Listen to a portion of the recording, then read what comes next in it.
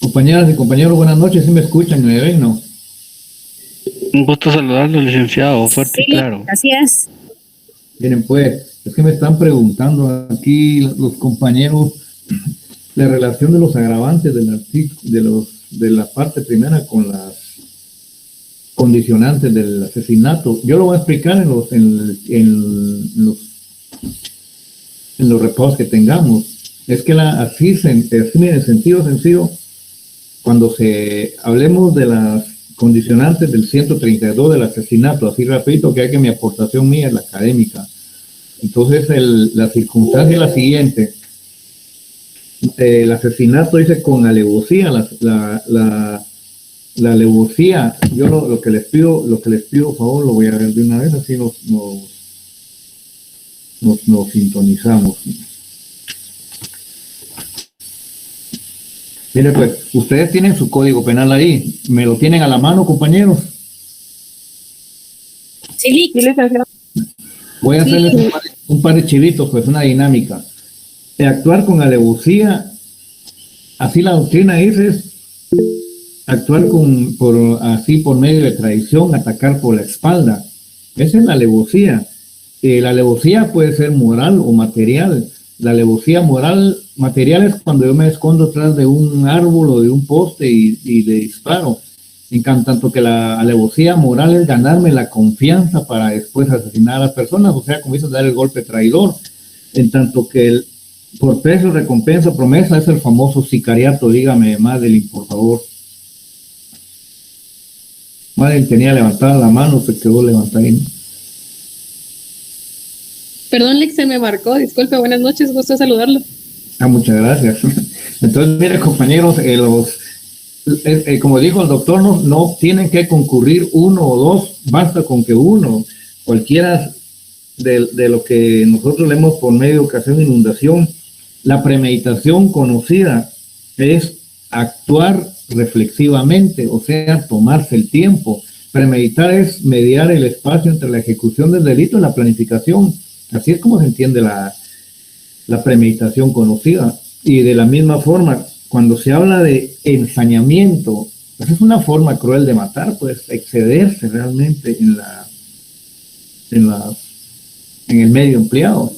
Y a la par dice con ensañamiento, o sea, el ensañamiento es distinto de la premeditación conocida, porque ese es un modo cruel de matar.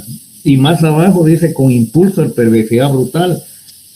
Cuando hablamos de perversidad brutal, estamos hablando de la persona que es sádica para matar, pues. O sea, esta es el psicópata, el que mata por placer. Como les digo yo, en el día que nos permita el doctor hacer el repaso, vamos a aclarar todos estos puntitos, pero yo les quiero ir ya formando de la idea para que ustedes tengan un concepto de lo que son las condicionantes del asesinato. Por eso les decía yo que es muy importante manejar el código y tener estos, como que yo le llamo a mis alumnos, les digo atajos, ¿verdad? Para que ustedes a la hora de responder,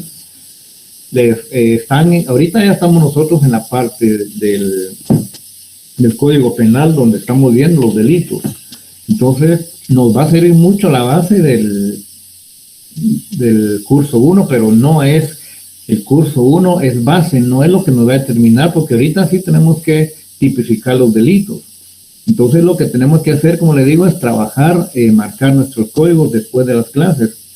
Por eso, y leer el libro que ustedes tengan, porque entendemos nosotros, como les digo, la alevosía. Nosotros aquí en el artículo 132 solo dice quien mate a una persona con alevosía, pero aquí nosotros lo que tenemos que hacer es la siguiente dinámica.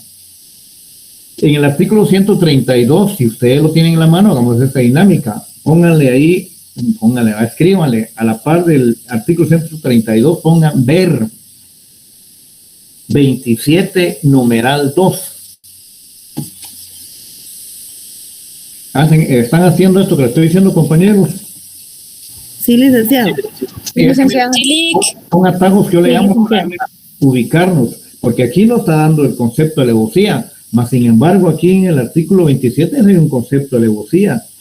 Ejecutar el hecho con alevosía es cuando se comete el delito empleando medios o formas que tienden directamente a asegurar su ejecución.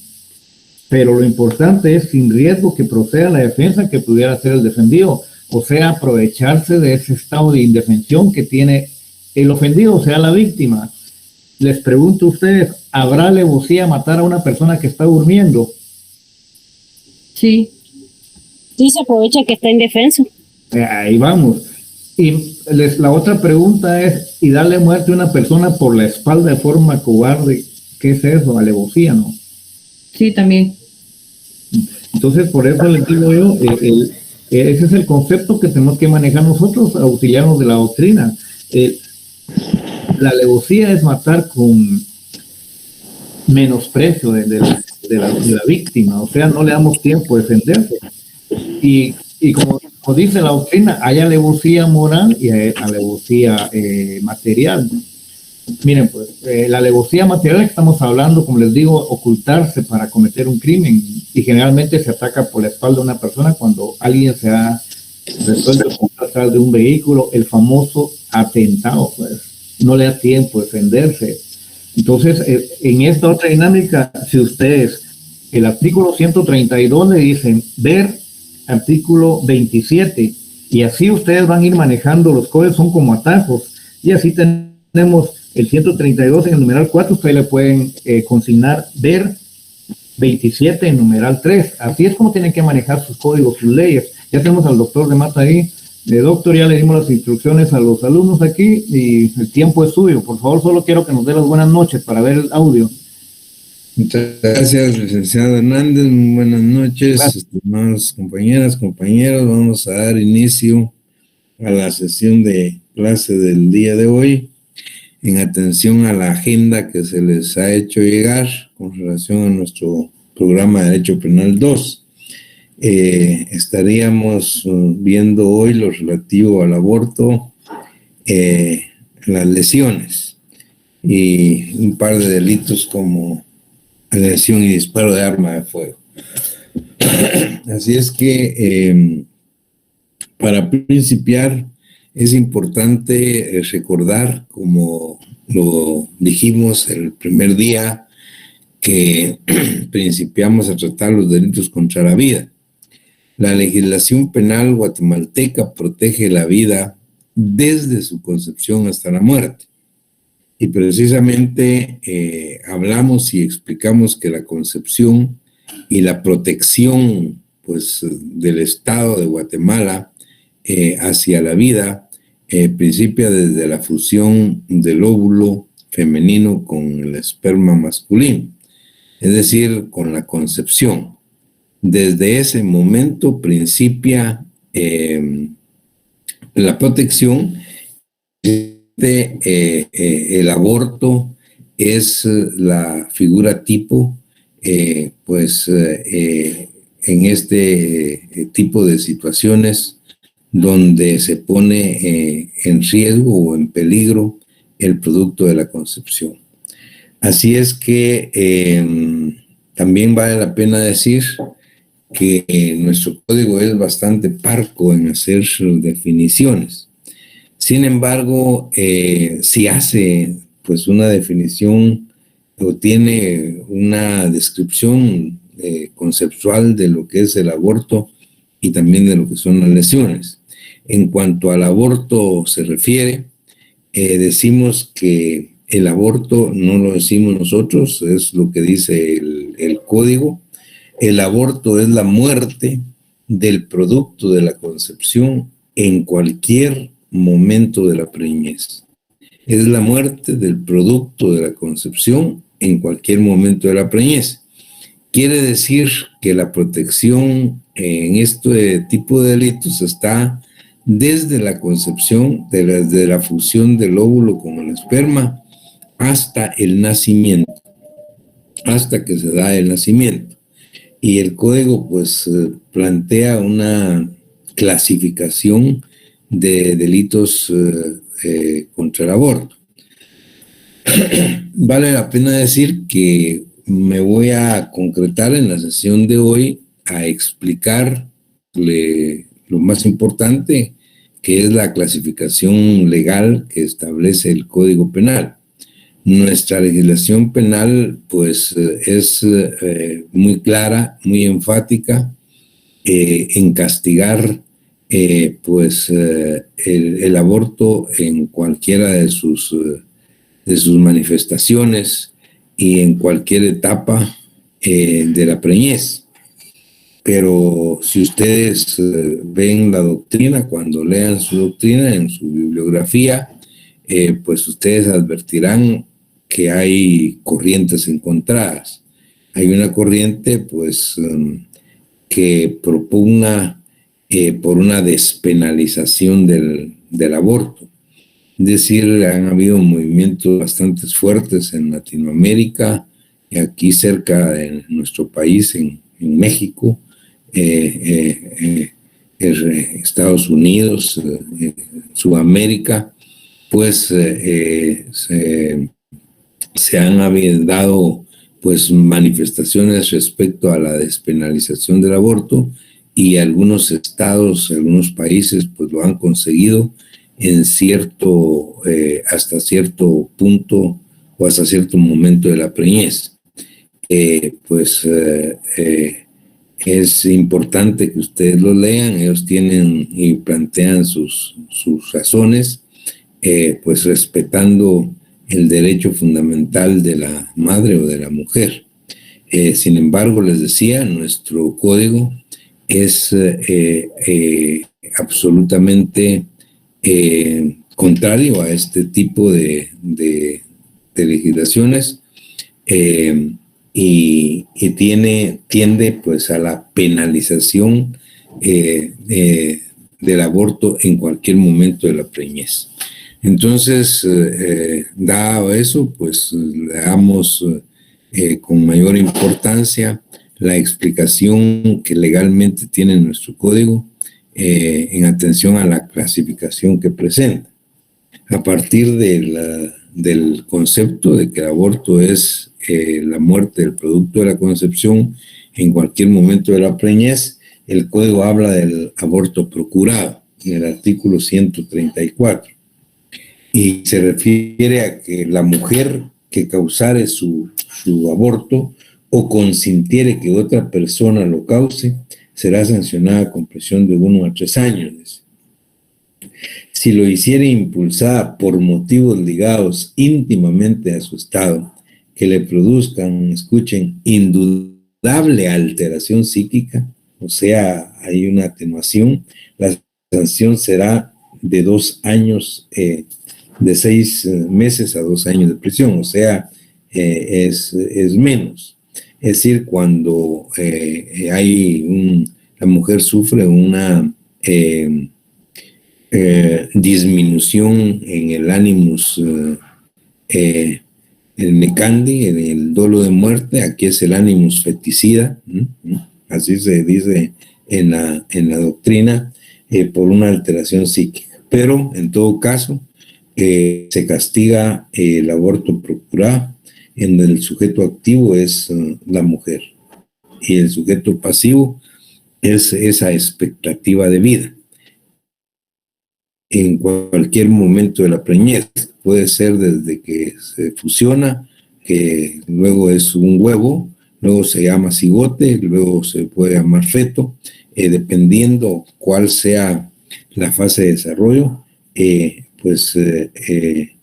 tenga, resulta ser el sujeto pasivo. Luego el artículo 135 se refiere al aborto con consentimiento o sin el consentimiento de la mujer. Si la mujer consiente el aborto, la sanción será de 1 a 3 años. Pero si la mujer no lo consiente, si se lleva a cabo el aborto sin el consentimiento de la mujer, pues la prisión es de 3 a 6 años, o sea, se agrava. Eso es lo que se refiere al aborto con el consentimiento o sin el consentimiento de la mujer. En este caso, tendremos que advertir que cuando es con el consentimiento de la mujer o la madre está en posición de sujeto activo. el producto de la concepción sería el sujeto pasivo. Pero en el segundo caso, o sea, cuando se da sin el consentimiento o contra el consentimiento de la mujer, en este caso la mujer o la madre también es el sujeto pasivo, al igual que el producto de la concepción. Ella sería sujeto pasivo. Y luego el artículo 136 habla de el aborto que está calificado con mayor pena y que se denomina aborto calificado. El aborto se califica cuando, como consecuencia o como producto de las tácticas abortivas, resulta la muerte de la madre, la muerte de la mujer. Y dice, si a consecuencia del aborto consentido, o sea, cuando lo ha consentido la mujer, o de las maniobras abortivas consentidas resultare la muerte de la mujer, el responsable será sancionado con prisión de 3 a 8 años. Si se tratara de un aborto o maniobras abortivas efectuadas sin el consentimiento de la mujer y sobreviniere la muerte de ésta, se agrava entonces la pena y la responsabilidad y la sanción será de 4 a 12 años. Eso es lo que se denomina aborto calificado. Cuando a consecuencia de las prácticas abortivas, ya sea con el consentimiento o sin el consentimiento o contra el consentimiento de la mujer, a consecuencia de este tipo de situaciones se produce la muerte de ella. Luego el aborto terapéutico. El aborto terapéutico es uno de los 2 tipos de aborto que no se castigan en Guatemala.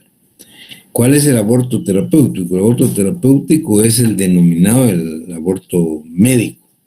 Es decir, no es punible, dice el artículo 137, el aborto practicado por un médico con el consentimiento de la mujer previo diagnóstico favorable de por lo menos otro médico. Si se realizó sin la intención de procurar directamente la muerte del producto de la concepción y con el solo fin de evitar peligro debidamente establecido, dice, para la vida de la madre después de agotados todos los medios científicos y técnicos.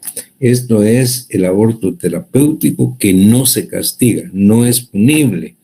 Cuando pues lo que se trata es de proteger porque está en peligro, en grave riesgo la vida de la madre. Siempre que se han agotado todos los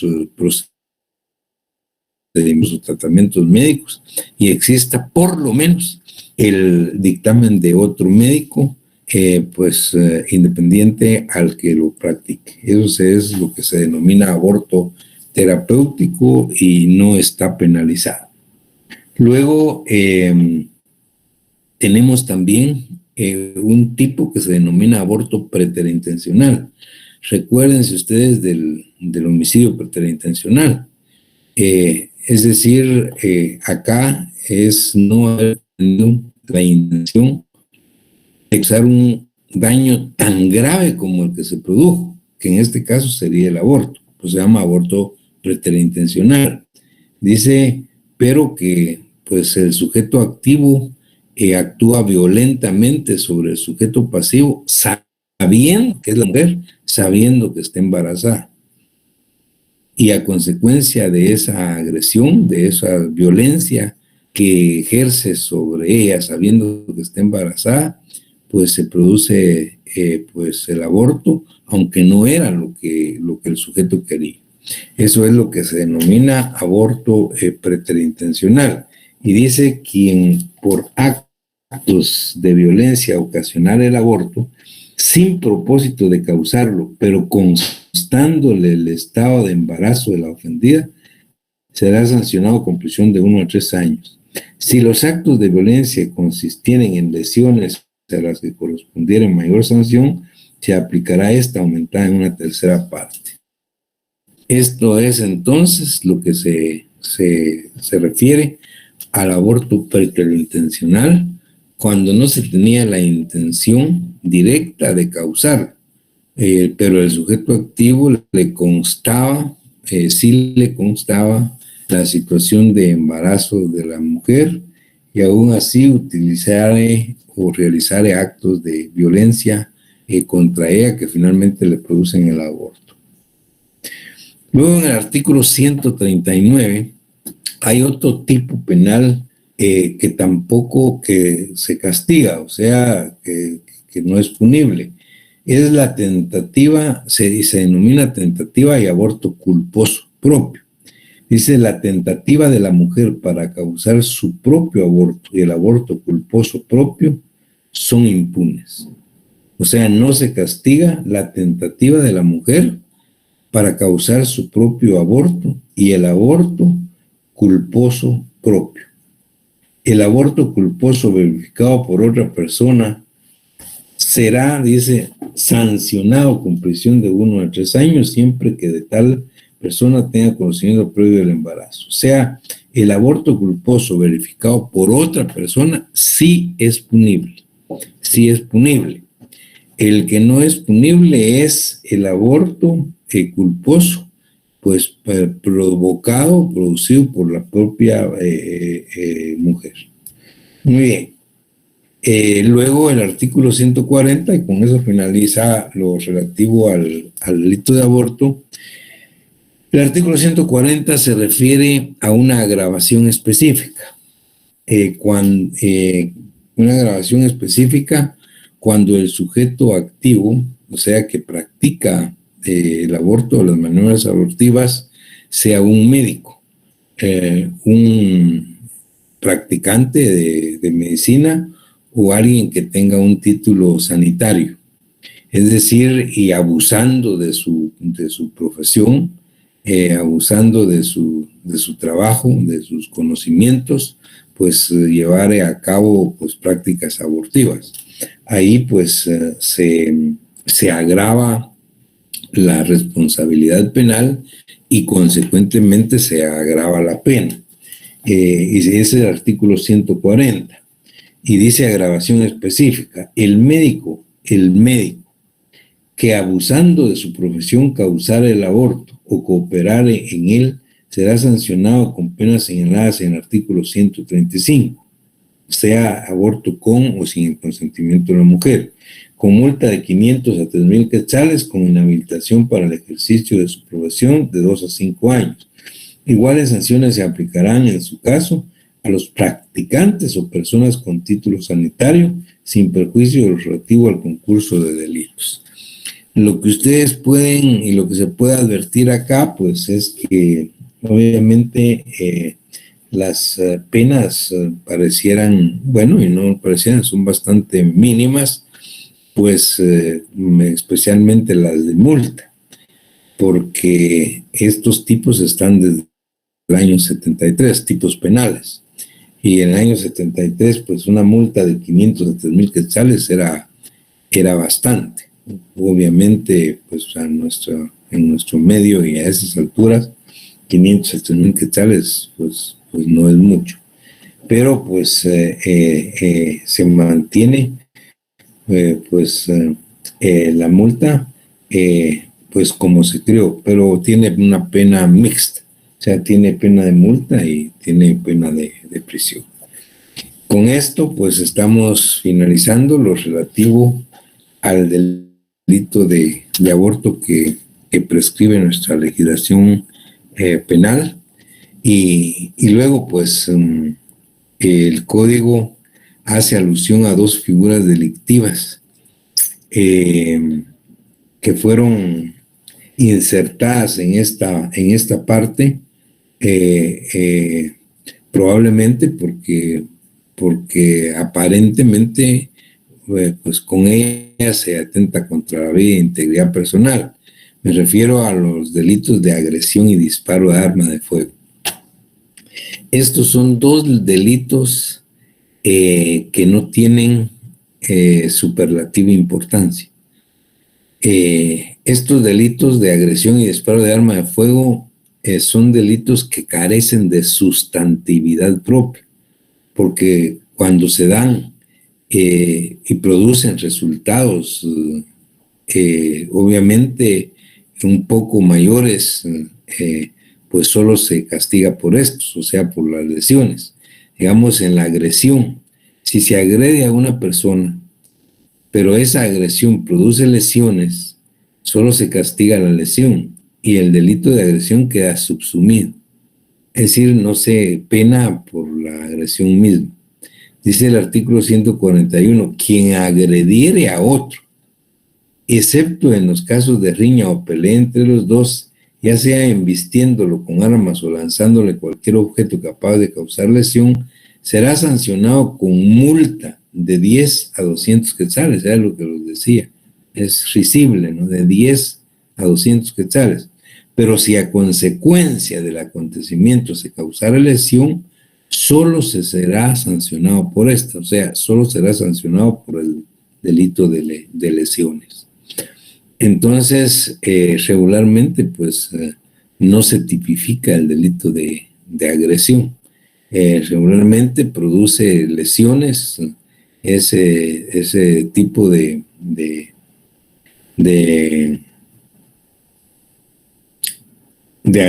agresión o del sujeto activo, y siempre se tipifica lo más grave, que son las lesiones. Ahora, el disparo de arma de fuego, ahí vale la pena explicar, porque hay mucha confusión. Muchos creen que el disparo de arma de fuego es cuando alguien saca la pistola y dispara al aire, y que es disparo de arma de fuego. Eso no es el disparo de arma de fuego. No es el delito de disparo de arma de fuego agarrar y disparar al aire. Miren, el disparo de arma de fuego es mucho más delicado. Se llama delito de disparo de arma de fuego cuando alguien saca la pistola y le dispara a otra persona, no al aire, sino a otra persona. Entonces, ahí está lo discutible y ahí está donde decimos que carece de sustantividad propia. Porque ¿cuál es el propósito? ¿Con qué propósito una persona va a sacar el revólver o la pistola y le va a disparar a otra? ¿Con el propósito de lesionarlo o con el propósito de matarlo? En todo caso, pues en cualquiera de los dos se tipifica lesiones o se tipifica tentativa de homicidio o tentativa de asesinato, y desaparece totalmente el disparo de arma de fuego. O sea, porque el disparo de arma de fuego es disparar la pistola o el arma contra otra persona, y eso es lo delicado. Dice, vean lo que dice el 142, disparo de arma de fuego. Quien de propósito, o sea, con propósito deliberado, con mala fe, con voluntad y conciencia, dispare arma de fuego contra otro, no dice al aire. Si el disparo es al aire, no hay delito de disparo de arma de fuego, es contra otro. Aunque causare lesión leve, estará sancionado con prisión de 1 a 2 años. Si a consecuencia del disparo se causara lesiones graves o gravísimas, o si ocasionare la muerte, solo se impondrá la pena que por estos delitos corresponda. En caso de lesión leve, para la aplicación de la pena se atenderá a lo dispuesto en el artículo 70 de este código, o sea, concurso ideal de delitos.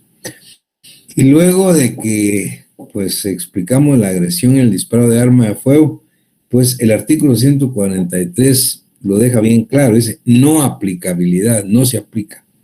Lo dispuesto en los artículos anteriores, o sea, agresión y disparo de arma de fuego, no es aplicable cuando concurran las circunstancias necesarias para constituir tentativa de delitos que tengan mayor pena.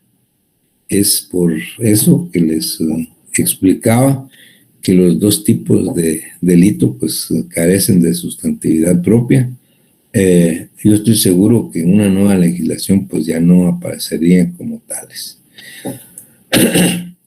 Muy bien, y así llegamos de acuerdo a nuestro Código Penal, a lo que es el delito de lesiones.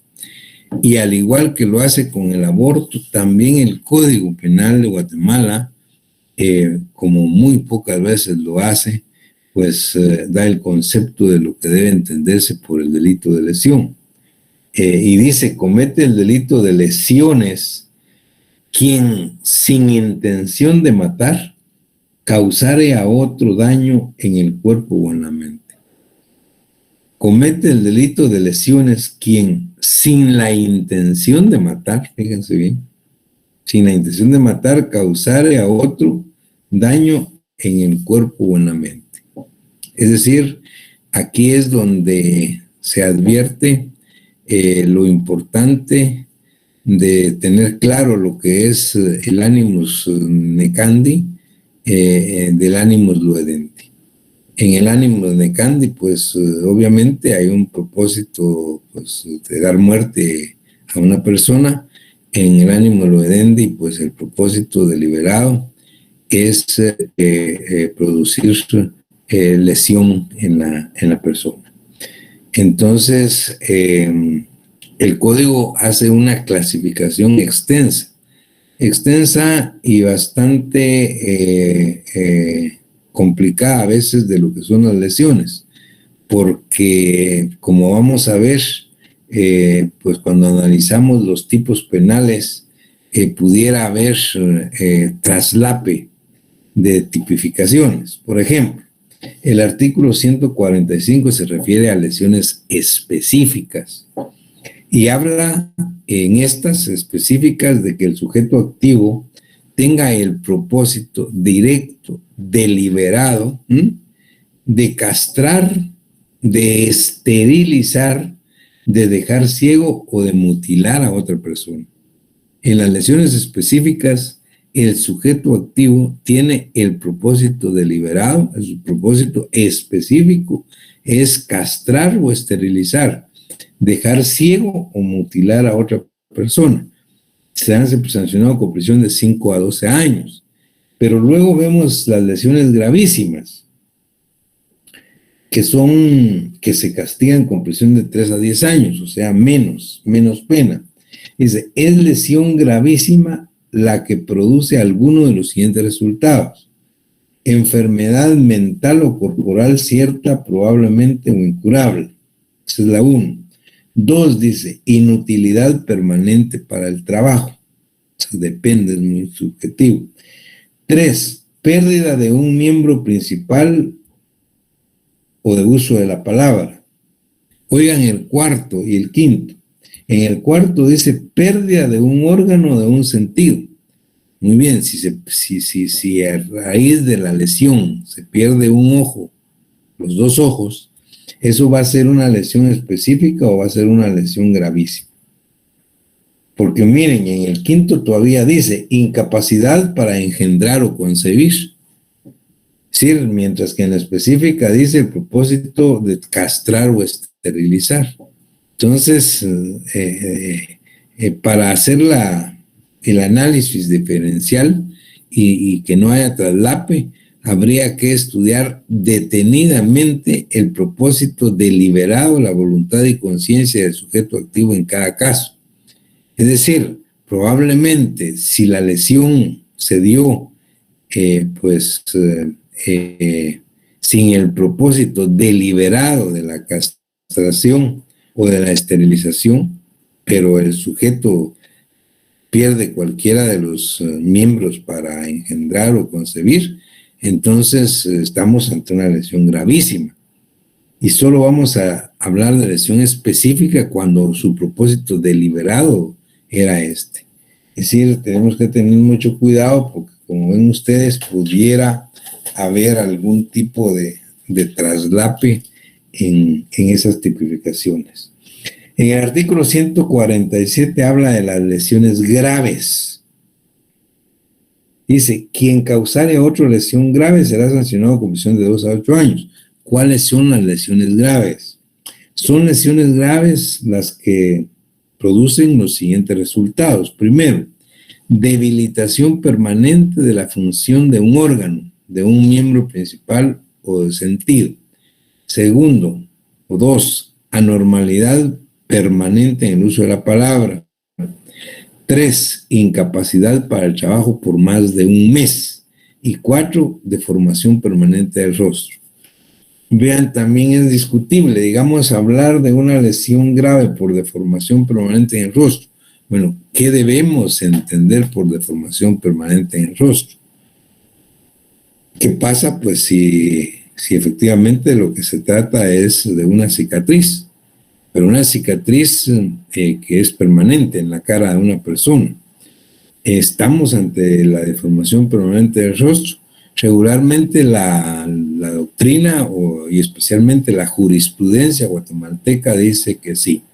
Cuando hay una lesión que produce una cicatriz permanente en el rostro de la otra persona, pues regularmente se califica como una lesión grave.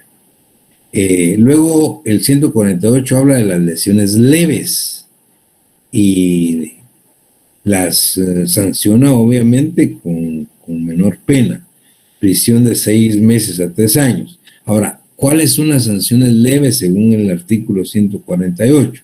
Enfermedad o incapacidad para el trabajo por más de 10 días, sin exceder de 30. Eso es muy importante. Una enfermedad o incapacidad para el trabajo por más de 10 días.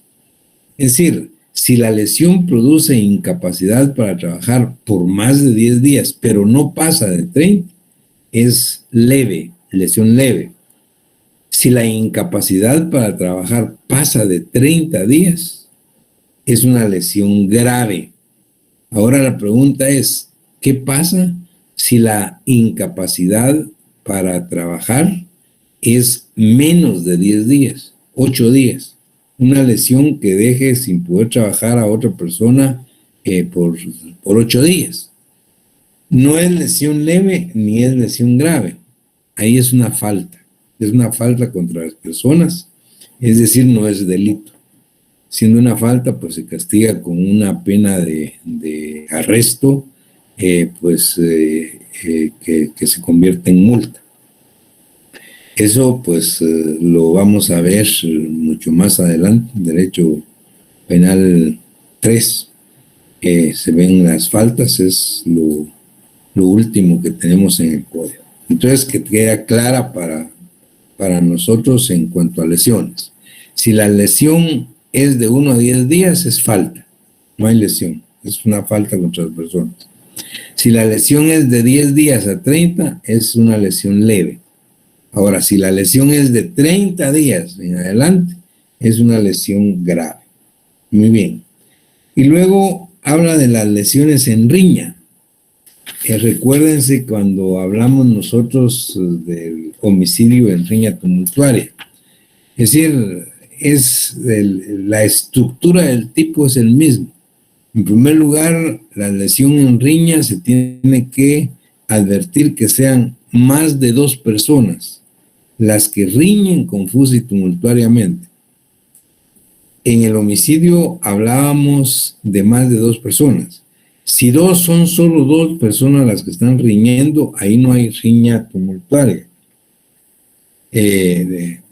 Hay riña, pues hay lesión en riña cuando son más de 2. Es 3 en adelante las que actúan como sujetos activos y pasivos a la vez. Pero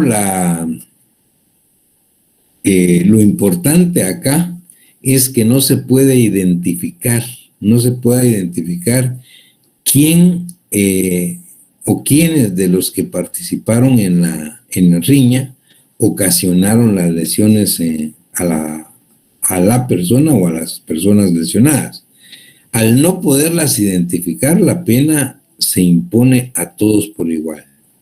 Si es posible identificar quién causó las lesiones, ahí desaparece pues la riña tumultuaria, al igual que es en el homicidio. En el homicidio, recuerden ustedes, no se puede identificar quién ocasionó la muerte del sujeto pasivo. Acá no se puede identificar quién ocasionó las lesiones. Esas son lesiones en riña. Y luego el artículo 150 pues se refiere a las lesiones culposas, al igual que el homicidio culposo. También las lesiones culposas tienen la característica fundamental de que aquí no hay propósito deliberado de causar la lesión. No hay propósito deliberado de lesionar. La lesión se produce por negligencia, por imprudencia o por impericia del sujeto activo. No tenía la intención de hacerlo. Regularmente, pues, al igual que el homicidio culposo, las lesiones culposas se refieren a los accidentes de tránsito. Esos son los típicos casos, pues, aunque pudieran haber otros. Pero lo importante aquí es tener claro que no se tiene la intención de lesionar, que no se tiene el propósito deliberado, no está la voluntad de conciencia de causar la lesión, sino que ésta se produce por negligencia, por imprudencia o por impericia. Y el artículo 150 dice: quien causare lesiones por culpa, o sea, no hay dolo, aun cuando sean varias las víctimas del mismo hecho, será sancionado con prisión de 3 meses a 2 años. Si el delito fuera ejecutado, dice, al manejar vehículo bajo influencia de bebidas alcohólicas, drogas tóxicas o estupefacientes que afecten la personalidad del conductor o en situación que menoscabe o reduzca su capacidad mental o volitiva o física, se impondrá al responsable, además de la pena, una multa de 300 a 3,000 quetzales. Ahora, si el delito se causare por piloto de transporte colectivo, o sea, que manejan buses, en cualquiera de las circunstancias relacionadas en el párrafo anterior, o sea, bajo efecto de drogas o bebidas alcohólicas, será sancionado con prisión de 5 a 9 años. Ahí se agrava la responsabilidad penal y por lo tanto también se agrava la pena. En todo caso, estamos hablando de lesiones culposas, donde no hay el propósito deliberado de causarlas. Luego el 150 se refiere al maltrato contra personas menores de edad. La verdad es que este delito tampoco se tipifica, porque carece de sustantividad propia. Regularmente el maltrato a personas menores de edad produce otro tipo de lesiones, pues que en todo caso se tipificarían y no este. Y dice: quien mediante cualquier acción o omisión provoque a una persona menor de edad o con incapacidad volitiva o cognitiva, daño físico, psicológico, enfermedad, que lo coloque al niño en grave riesgo de padecerlo, será sancionado con prisión de 2 a 5 años, sin perjuicio de las sanciones aplicables por otros delitos. Eso es lo que les decía. Regularmente, pues si hay un daño físico, psicológico, etcétera, obviamente no se va a tipificar el delito de maltrato a personas menores de edad. Regularmente va a quedar subsumido en una figura delictiva más grave, dependiendo de cada caso. Y luego, la clasificación de las lesiones finaliza con el artículo 151. Este artículo 151 fue modificado en el año 2009. Antes se denominaba delito de contagio venéreo. Y ese delito de contagio venéreo tenía la característica de que era un delito eminentemente privado y que era un delito de peligro. Era privado porque solo podía iniciarse un proceso penal si había denuncia o querella de parte de la persona agraviada u ofendida.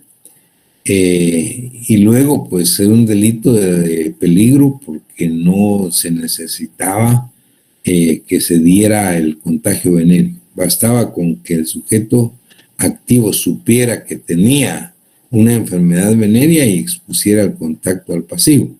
Ahora cambió el nominativo y se denomina contagio de infecciones de transmisión sexual. Pero pues el sentido es el mismo. Dice quien a sabiendas que padece de infección de transmisión sexual expusiera a otra persona al contagio.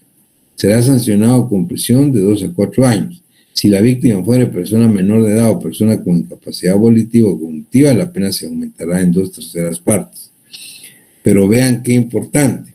Aquí este es un delito de peligro, no de resultado. La diferencia con el anterior del 2009, el antes de 2009, es que de acuerdo a cómo está planteada la reforma del contagio de infecciones de transmisión sexual, ya no es un delito de acción eminentemente privada. Al contrario, este es un delito de acción pública.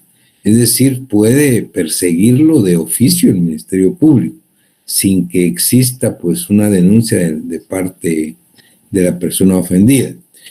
Sigue siendo un delito de peligro y no de resultado. Es decir, si alguien sabe que padece de sífilis, gonorrea, SIDA o cualquier otra enfermedad de transmisión sexual y expone al peligro a otros, tiene relaciones sexuales con otra persona sin decírselo, solo con esto el delito está consumado. No se necesita que efectivamente la otra persona se contagie, no se necesita el contagio. Por eso es que se llama, que se dice que son delitos de peligro y no de resultado. Entonces la diferencia acá es que entendemos, da la connotación de la norma, que este es un delito de acción pública, no necesariamente de acción privada. Muy bien, con esto finalizamos lo relativo a las lesiones, que era lo que teníamos para el día de hoy, y luego advertir que vienen una serie de delitos que no vamos a tocar. No vamos a tocar, pero no quiere decir que ustedes no lo deban estudiar. Nosotros no lo vamos a tocar porque, tal y como les dije desde el primer día, son delitos que no tienen trascendencia en la jurisprudencia de Guatemala. Podría ser que en un momento dado se dañen, pero regularmente pues no tienen ninguna realidad, nunca se han dado. Por ejemplo, ahorita hablamos después de las lesiones del delito deportivo, ¿verdad? Delito por dolo por culpa en los deportes. Regularmente estos no tienen trascendencia.